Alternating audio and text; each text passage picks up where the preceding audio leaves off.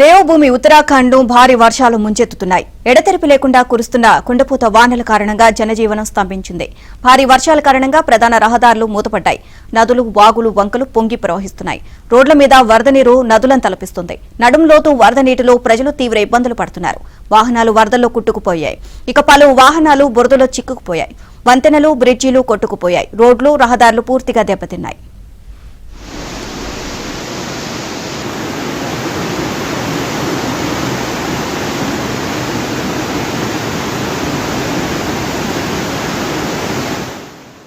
భారీ వర్షాల కారణంగా కొండ చర్యలు విరిగి పడుతున్నాయి. దీంతో పలు ప్రధాన రహదారులు మూతపడ్డాయి. చమోలి జిల్లాలోని నందప్రయాగ్ బానార్పాని వద్ద కొండ చర్యలు విరిగిపడడంతో బద్రీనాథ్ జాతీయ రహదారిని మూసివేశారు. అయితే ఏకధాటిగా కురుస్తున్న వర్షాల కారణంగా చార్ధామ్ యాత్రపై పెట్టిన ఆంక్షలను నేడు అధికారులు ఎత్తివేశారు.